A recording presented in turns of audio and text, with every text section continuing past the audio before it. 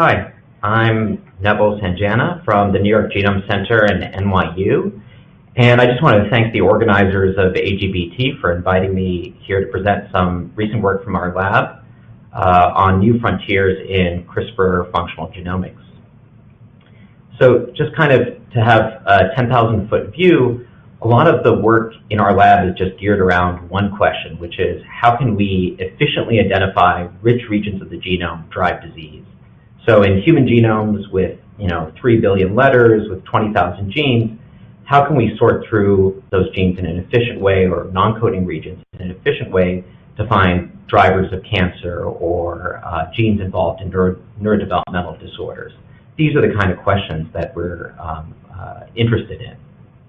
And the tool that we've been using for almost the last decade now has been genome editing-based tools, and in more recent years, CRISPR-based tools, which act as programmable scissors to target specific regions of the genome and edit DNA. And the reason why there's been so much focus by our lab and many, many other labs on CRISPR-based tools is because of their inherent programmability. For example, Cas9, the well-known CRISPR DNA editing enzyme, targets specific regions of the genome by a short guide RNA or a single guide RNA. And so, for example, here, the bases that are shown in blue, Cas9 uses these to find homology to a region in the genome and can make a cut in this region that is then traditionally repaired in human cells by non-homologous end joining.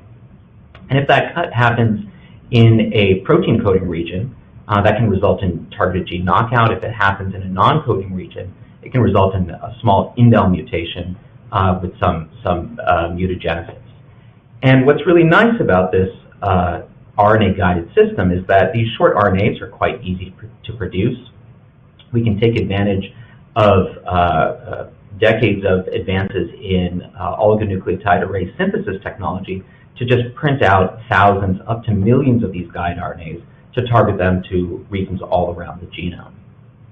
And so what we did now 6 or 7 years ago, what I did as a postdoc in Feng Zhang's lab, along with Ophir Shalem, who's now at UPenn, are genome-scale CRISPR knockout screens. So to print out these CRISPR libraries of guide RNAs that target Cas9 to all of the 20,000 genes in the human genome to create loss-of-function mutations in those genes and let us kind of explore whether those genes drive different phenotypes and different diseases. And most of this work has been published, and so I won't go into too many details, but the initial work really started with some questions around drug resistance and specifically therapeutic resistance in cancer, and also looking at synthetic lethality, so gene-by-gene interactions in cancer growth. But these kinds of phenotypes are not just limited to things we can do with human cells in a dish. We also have organismal phenotypes, things like metastasis that require different organs, or looking at multicellular interactions, things like immunotherapy response. So how do mutations in a tumor cell affect its interactions with members of the immune system, like T cells? And in recent years, we've also focused heavily on things outside of genes, so not just looking at targeting specific genes, but targeting non-coding regions that we think might be regulators of specific genes, and trying to understand how those interactions happen and the mechanisms behind them. So today I'm going to focus on two different frontiers, as I call them, for pooled screens. And one of them is something that's affected a lot of us. It's a project that focuses on COVID-19, and it is a genome-wide CRISPR screen for host factors for COVID-19, but really focuses on one aspect that's something that we've been wanting to do for many years, which is how do you take these target genes from a genome-wide CRISPR screen that you identify and quickly move them through a drug discovery pipeline. And I'm going to show you two different ways that we've gone about this to identify new COVID-19 therapeutics. And then in the second half of the talk, I'm going to tell you a little bit about something that's different, using CRISPRs that don't target DNA, but instead target RNA, and using them for high-throughput transcriptomic screens. So starting with the COVID work, of course, it's everybody, I think, is very optimistic at this point with lots of hope with different vaccines that all have very, very high efficiency at preventing serious disease. But even with these vaccines, we still have a lot of people that are coming down with COVID-19, and we still need more effective therapeutics to treat them. And so some work that we started really at almost the beginning of the pandemic was to understand the key host factors. So viruses, of course, don't just, they're not free-living organisms. They need a host to be able to replicate and carry out their life cycle. And so we wanted to understand which human genes of all 20,000 genes in the genome are important for that viral activity. And then we wanted to take those genes and translate them into actionable therapeutics, and also to look whether, even if there's different host genes that seem to be unrelated, do they function through common pathways, and are there common mechanisms underlying resistance? And this work was led in my lab by a very talented postdoc, Jarko Danilowski, and co-led also by a talented postdoc, Tristan Jordan, in Ben Tenuver's lab at Mount Sinai. And this has been a really awesome collaboration we've had with the Tenuver lab. So here's kind of what the screen looks like from beginning to end. So we took one of the genome-wide CRISPR libraries that we made, a second-generation library that we had made a couple of years ago that can knock out all human genes. We went ahead and we packaged this into a lentivirus. We transduced human lung cells, A549 cells that overexpress ACE2, the receptor for SARS-CoV-2, and I'll show you in a second why that's so important. And then after we've given a few days for CRISPR to have its effect, knock out the gene and deplete protein, we went ahead and challenged these cells either with SARS-CoV-2, and this is a virus that was isolated from a patient in Washington, so it's a full-on replicating virus, either challenge it with the virus or with a control, and then we just want to see what genes come out that are like, say, this yellow gene here, which are enriched, which when you knock them out, they allow the cells to thrive even in the face of the SARS-CoV-2 virus, which normally is going to kill these lung cells through its cytopathic effect. And the reason why we chose to use these lung cells that overexpress ACE2 is because work done early on in the pandemic had already shown how important ACE2 is for viral, effective viral infection and entry. So this is staining for the N or nucleocapsid protein of the virus. You can see really only these human cells that strongly express ACE2 is the virus able to get into. And if you have cells that don't really express ACE2, you don't really see entry by SARS-CoV-2. So this was the one kind of positive control that we knew about going into the screen. And of course, coming out of the screen, we get this ranked list of all the 20,000 genes. And I'm just showing you here on this slide the top 50 of those 20,000 genes and kind of trying to place them within the life cycle of the virus. And one thing that's really nice to see is you can see ACE2, which was ranked number 8 out of 20,000, is an essential gene as we'd expect it to be because it's involved in this earliest stage of binding of the spike protein to the human receptor. But what you can also see is that there's certain pathways and certain complexes where we actually see a lot of genes with similar names, like all of these ATP genes, for instance, which are all members of this vacuolar ATPase family. And so this was really nice because even though we didn't know at the initially we didn't know too much about these genes, it was very reassuring to see multiple genes that work together in pathways like this ATPase or retromer and endosome or the commander complex, that we would get either multiple members of the family or all members of this protein complex family. Some other just very quick things to note about these top-ranked genes is that most of them, but not all of them, are widely expressed across human tissues. This is data from GTEx using about 10,000 different individuals' tissues with RNA-seq data, and also with looking at viral interactome data. So this is mass spec proteomics from Neville Krogan's lab at UCSF. We were able to see that many of our top-ranked genes also directly interact with some of the viral proteins, having protein-protein interaction. So that gave us some further reassurance that we were onto something here. Of course, the screen is really just a first step, and it lets us test a lot of hypotheses very quickly, but now we wanted to go into detail and really understand what was the degree of resistance that was conferred by knocking out these specific genes. So here we turn to a specific imaging assay where we would just image the nucleocapsid protein of the virus after infection in either cells that have received a control perturbation or that were targeting some of these top-ranked genes. So here's how this data looks. So we selected 30 genes. This is the entire data set from the top 200 genes.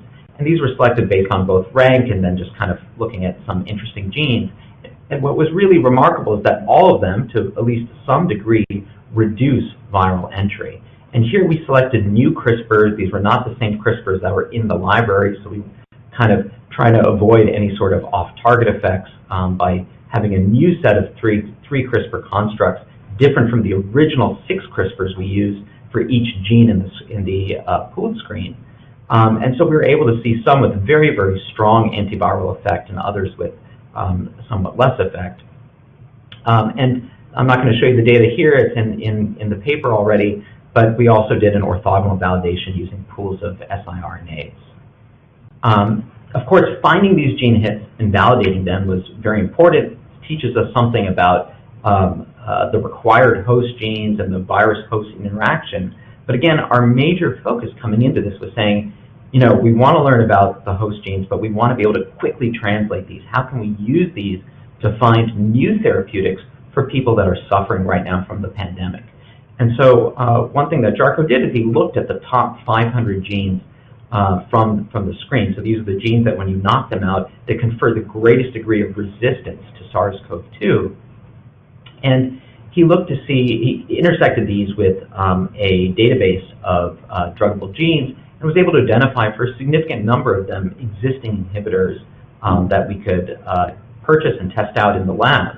And so we went ahead and did exactly that. So we selected about 10 of these genes, and for wherever possible, we tried to get multiple inhibitors so that that we would be able to focus on the best possible inhibitor within each class. And what you can see here, so here I'm showing you change in SARS-CoV-2 RNA. So this is a very sensitive qPCR-based assay. And we can compare it here with remdesivir, which is a drug that targets the viral polymerase. And you can see remdesivir has a very, very strong effect, many orders of magnitude. But you can see that some of our top-ranked genes, when we find inhibitors to these genes, we also get a very strong effect beyond 100-fold reduction. And you might be looking at this data and think, well, none of this is really quite as good as remdesivir. I think in this assay, certainly that is true, but remdesivir does have some pretty significant toxicity. So it might be actually a better thing to do is to think about a cocktail similar to what's used with other viruses like HIV, where maybe we can lower the dose of one drug and also try to prevent escape mutations by putting together a cocktail with multiple drugs that target multiple different dependencies between the virus and the host. So this was kind of one very direct way to find novel COVID therapeutics was let's just inhibit those top genes that we know are important for the virus. Another way was a little bit more subtle. So here, there were some genes where we really didn't know the mechanism. We didn't understand the mechanism, and we didn't have a direct inhibitor of some of these genes. So here we turn to this technique called Excite-seq, which we had developed in collaboration a few years ago with the New York Genome Center's Technology Innovation Group. And what this allows us to do is profiles changes in cell state in the transcriptome and the cell surface proteome upon perturbation with a particular CRISPR guide RNA. So if you look at this dense heat map down here, you can see every column is a different cell, and the guide RNA or the gene that's being perturbed is actually listed at the top, and every row is a differentially expressed gene. So you can see that different cells that receive the same perturbation, like this one for ACE2, they have a pretty similar differential gene expression profile. And some of them, like these two members of the ATPase, have a very, very similar differential gene expression, even though we're targeting different genes here. So, of course, these are a lot of differentially expressed genes. So one thing that we did is we used some pathway analysis to collapse the gene level view down to a pathway level view. And here we were very surprised to see that across several different genes that we had not previously associated together, we could see that the top upregulated pathways had to do with cholesterol biosynthesis. And because of this, we thought, well, okay, maybe this is something that is a shared mechanism between these different genes. So we went back and we used some of our CRISPRs and we measured intracellular cholesterol, and indeed we were able to see an increase in intracellular cholesterol with all 6 of these genes. So now we thought, okay, let's forget about the genes in particular, let's just target this phenotype. Let's use something that we know in the literature is already advertised as increasing intracellular cholesterol. So here we turn to amlodipine, which is a FDA-approved heart medication that's been given for almost 30 years. And you can see, as expected from previous reports in literature, it pretty significantly increases intracellular cholesterol. What we next did is challenge these same cells with SARS-CoV-2. And you can see in a qPCR assay, a plaque-based assay, and an RNA-seq, you can see an orders of magnitude decrease in SARS-CoV-2 after pretreatment with amlodipine, which, as I said, many folks take for years and is one of a class of these calcium channel blockers used to reduce cholesterol in the blood, but increases cholesterol in cells. So, I think what we've learned from this is actually 2 different complementary approaches. One is we can take the top-ranked genes from these kind of CRISPR screens and directly inhibit them. And the second thing is when we don't have good guesses about a mechanism or we don't have a particular inhibitor, we can use this kind of multidimensional phenotyping like CytSeq to look for common mechanisms and cell state alteration that can generate new hypotheses for targetable phenotypes and mechanisms.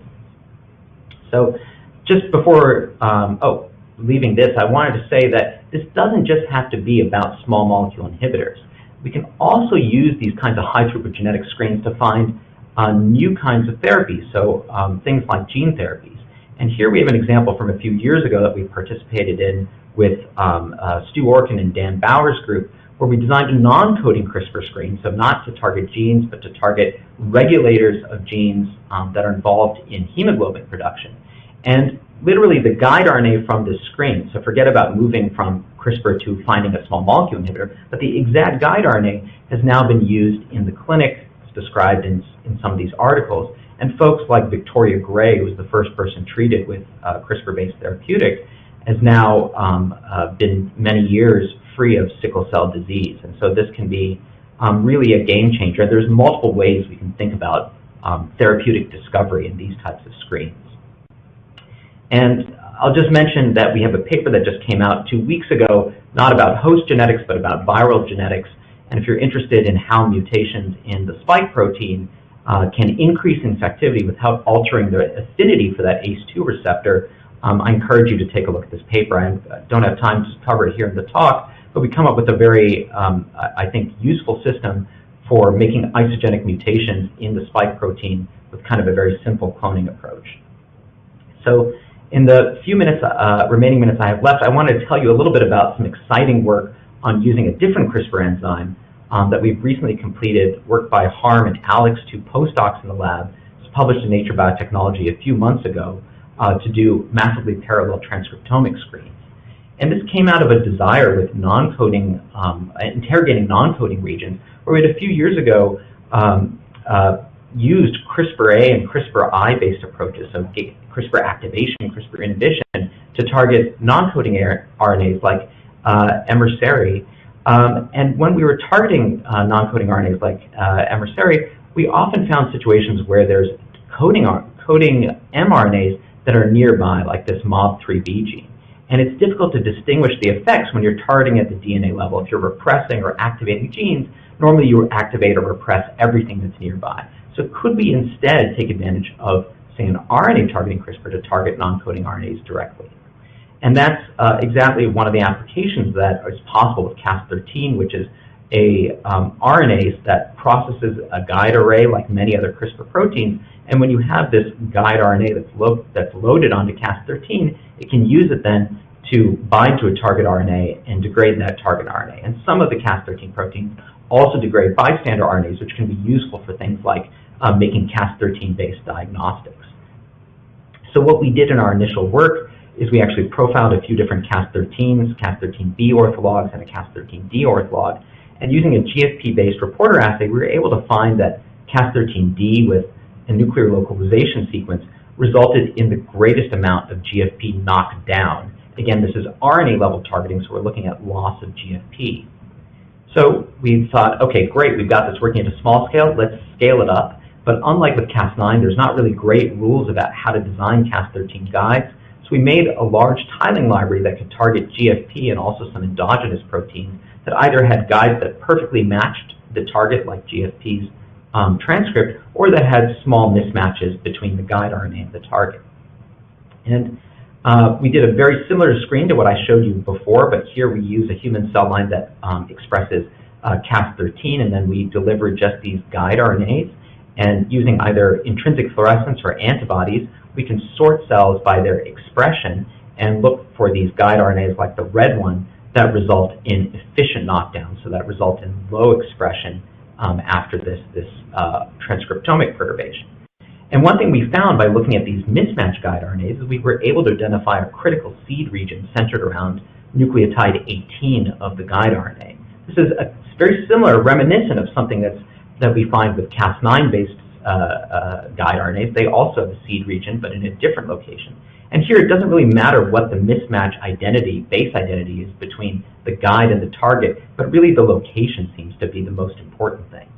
If you look at the perfect match guide RNAs, there's also something quite interesting here. They're not equally efficient. They don't all knock down GFP well. Some of them, like these 1, 2, and 3, have very strong GFP knockdown, and some of them, like this 4, 5, and 6, have much less GFP knockdown. So to understand the features that underlie this, we put together this data set into a machine learning model. And then once we trained this model, we saw that it had a very nice correlation to some held out data from that was not included in the training. The real testing we did by targeting genes that we knew were essential. And you can see that if you do this with picking, with how the model kind of showing you what are the high scoring guide RNAs, you don't really see any depletion effect. Only these high-scoring guide RNAs deplete out as we'd expect from targeting essential genes like RNA polymerase or something like that. You know, there's a lot else you can say. I just want to show one little kind of neat data point that we got from targeting endogenous genes. If you target across these intron-exon boundaries, you can see that right at the exon-intron junction, you can see a decrease in Cas13 targeting efficiency. And this is a really cool thing, I think, that Harm and Alex observed. And it shows us that probably Cas13 might be competing with the spliceosome or other RNA binding proteins. So I think there's many directions we can take RNA targeting CRISPRs. You know, similar to the early days when we had just started doing Cas9-based screens, I think Cas13 screens are just in very, very early days right now. One obvious thing that we're very interested in is to profile non-coding RNAs and their function. And just like I showed you with the Cas9-based screens, we'd really like to identify novel non-coding RNA therapeutic targets. We'd also like to develop chemically modified guide RNAs similar to what's in the vaccine, in the COVID vaccine. So we'd like to use chemically modified guides to target difficult to target cells like primary cells, extend Cas13's lifetime. Also, we're interested in vivo delivery, combining RNA perturbations with multidimensional phenotyping, things like ATAC-seq, RNA-seq. And also to understand transcript localization within a cell. Can we capture the microenvironment of proteins and RNAs near a transcript? And can we also perturb the localization of the transcript? For those interested in using these tools, we have some online resources like this website that both has pre-computed Cas13 guide RNAs and also allows you to do interactive design online for any target you want. We have some new work where we target both coding and non-coding RNAs in a few different model organisms too. The plasmids are available on AdGene. And with that, I think I'm a little over time, so I'll skip the summary slide and instead just thank the folks in the lab who did the work. So this is some of the members of our lab and our great collaborators, including Tristan and Ben on the COVID work. If you're interested in this, you know, please feel free to reach out, or you can follow me on Twitter. Thank you. Thank you, Neville. A great talk. Oh, we have a little echo. Yeah, I'm not sure where that's coming from, but we'll have to bear with it. Okay. So, I can hear you. Good. Okay. Just yeah, the echo's solved. Just before we go to questions, I just want to remind viewers that the Bronze Sponsor Workshop starts at 1:30, and ask that people please attend that and show your support for our sponsors. All right. So we have a few questions in the box here.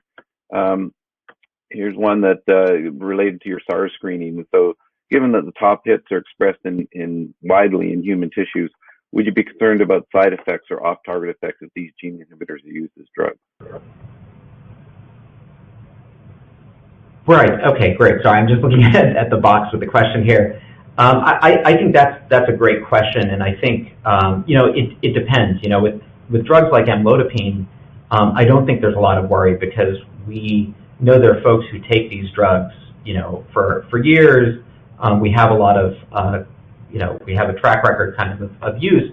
For other drugs that are not approved, I think you have to do the same due diligence you would do with any novel compound, right? You'd have to do a small scale trial first.